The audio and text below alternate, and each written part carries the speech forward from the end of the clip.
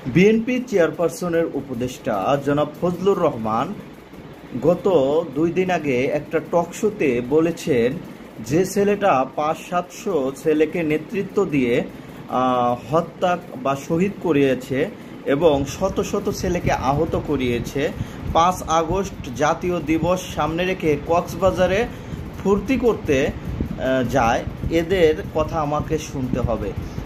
প্রত্যক্ষ বা পরোক্ষভাবে এই ফজলুর রহমান শেখ হাসিনার যে গণহত্যার দায়, সেই গণহত্যার দায়টা তিনি এই সার্জিস হাসনাত বা নাহিদ আসিফদের উপরে চাপানোর চেষ্টা করলো এবং এই ধৃষ্টতার মাধ্যমে তিনি বোঝাতে চাইলেন যে এই যে যারা হত্যা হয়েছে, আবু সাইদ, মুগ্ধ, ওয়াসিম সহ হাজার হাজার মানুষ যে প্রাণ দিয়েছে, এই প্রাণ দেওয়ার পেছনে দায়ী ছাত্র জনতা, শেখ হাসিনা কোনোভাবেই দায়ী নয়।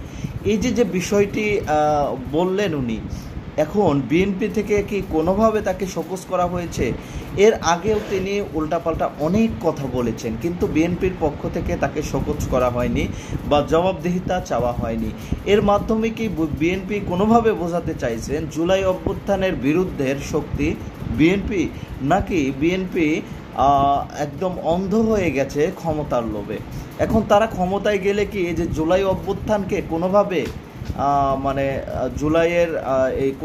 জুলাইয়ের যে হত্যাকাণ্ডের শিকার হয়েছে সেটাকে জুলাইয়ের অভ্যুত্থানকারী শক্তির ঘাড়ে দায় চাপাবে কিনা, সেই বিষয়ে স্পষ্টভাবে পরিষ্কার করতে হবে বিএনপিকেই। এবং তারেক রহমানের উদ্দেশ্যে বলতে চাই, আপনি আপনার দল ঠিক করুন।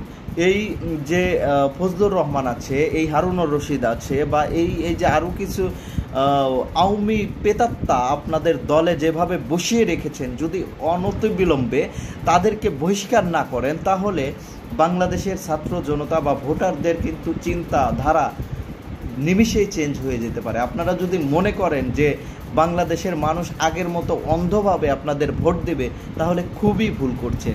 কারণ বাংলাদেশের মানুষ আর অন্ধ নেই, বাংলাদেশের মানুষ এখন স্পষ্টভাবে কথা বলতে শিখেছে এবং এখন কিন্তু গ্রামের প্রত্যন্ত অঞ্চলের রিক্সা চালকরা পর্যন্ত এই বিষয়গুলো কিন্তু মাথায় রাখে এবং তাদের কানে এগুলো যায়।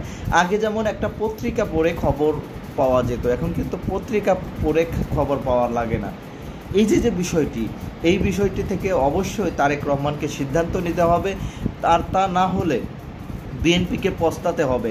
এবং এই যে ফজলুর রহমান বা ফজলু পাগলা যেভাবে আমাদের ঘাড়ে দায় চাপাচ্ছে, যেভাবে আমাদের জুলাই বিপ্লবটাকে কলঙ্কিত করছে এবং আওয়ামী এজেন্ডা বাস্তবায়ন করছে, এর জন্য তাকে জনতার আদালতে অবশ্যই জবাবদিহিতা করতে হবে।